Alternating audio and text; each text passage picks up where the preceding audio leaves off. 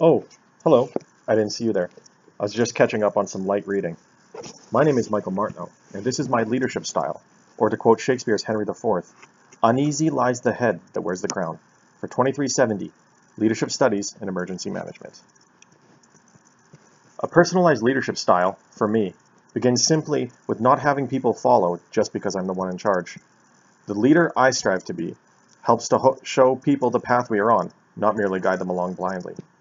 Through coaching, I've seen the difference between when someone is going through the motions and when they have that aha moment, when the lesson becomes finally understood and the complete change it can have in someone. That moment of clarity I've experienced myself quite often, when it feels like you are struggling aimlessly, and then someone shows you just a minute difference in approach, and it feels like the door swings open and the possibilities are endless. When, as stated in Leadership Matters, Unleashing the Power of Paradox, leadership is influence much more than the exercise of raw power. Those being led will find themselves changed, hopefully for the better at the end. That is something I would wish to do, leave a lasting and beneficial change in people when we are finished, perhaps even influence them towards a more student-teacher leadership style in their own lives as well. This elevation of teaching through leading has the benefit of raising up all team members and followers. When approaching a crucial decision, whether in emergency management or in life in general, I believe the best we can do as leaders is tackle problems with a utilitarian approach.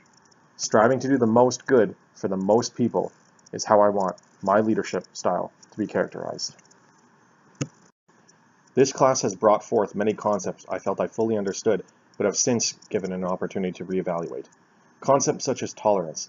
I've always considered myself an open-minded person, but now I must use introspection to determine if I've been truly tolerant or accepting other ideas and opinions, or merely putting up with them as a form of taking the good with the bad.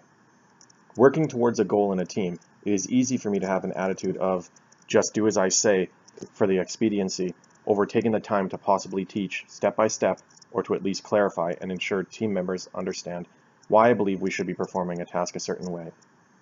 This need to get the job done, I recognize in myself, is not the most optimal performance, especially as a leader.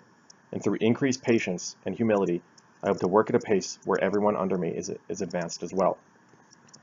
Much of my own leadership style has been made from my own experience, from leading and following. Through coaching children, teenagers, and adults in martial arts, I have learned that not one style works for everyone. Being direct and engaging may be optimal for children and adults, but some teenagers become uncomfortable when attention is drawn towards them. Having a strict style telling someone when they are incorrect is acceptable with adults, yet when training children, there's a need to have more fun-based learning, and the structure of lessons benefits from fast pacing and games over drilling. The combination of short attention spans and a general lack of understanding meant coaching kids was a challenge. To effectively communicate a message, I learned it must be simple, communicated quickly, and above all, that they have to want to do it. Learning over time to make learning fun, I was able to get more engagement out of the kids than using the same style as I did with the adults. Understanding the audience, or in the context of leadership, my team, enabled me to adapt myself to fit the role needed for my students. This taught me that a leader needs to not only understand the task, but those they are working with.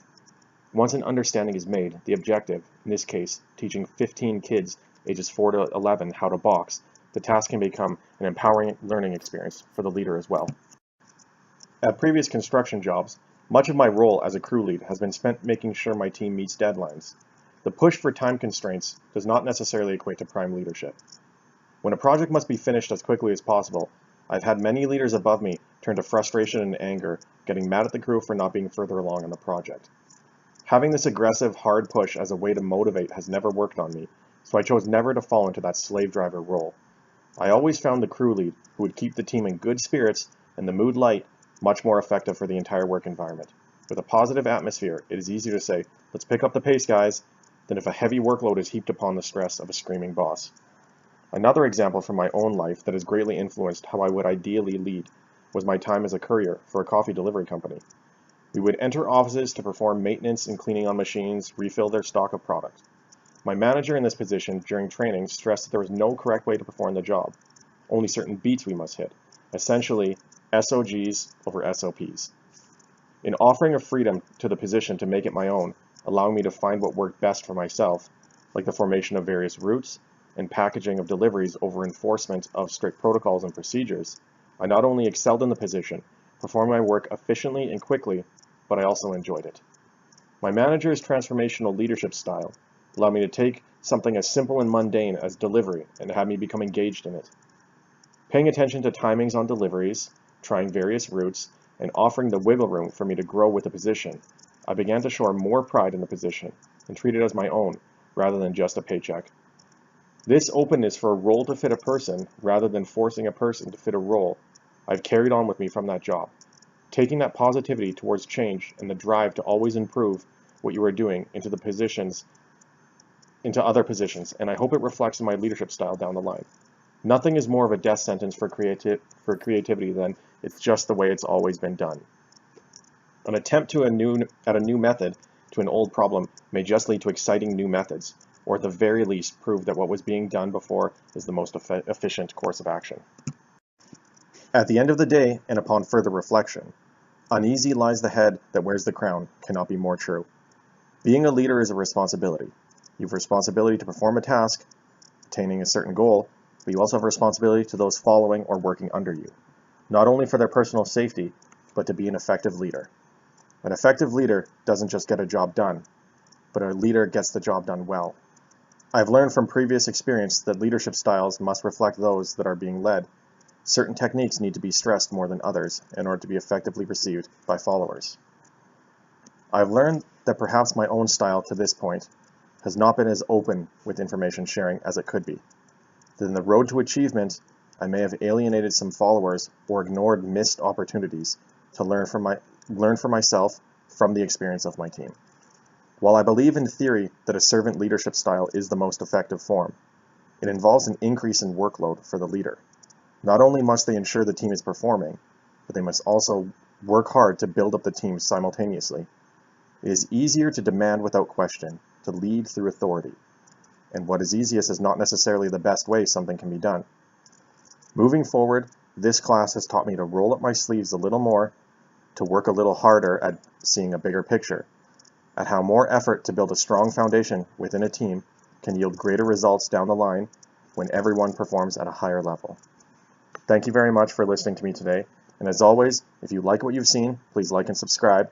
You can also support my comic book habit through Patreon. Oh, hello. I didn't see you there. I was just catching up on some light reading. My name is Michael Martineau, and this is my leadership style, or, to quote Shakespeare's Henry IV, uneasy lies the head that wears the crown, for 2370, Leadership Studies in Emergency Management.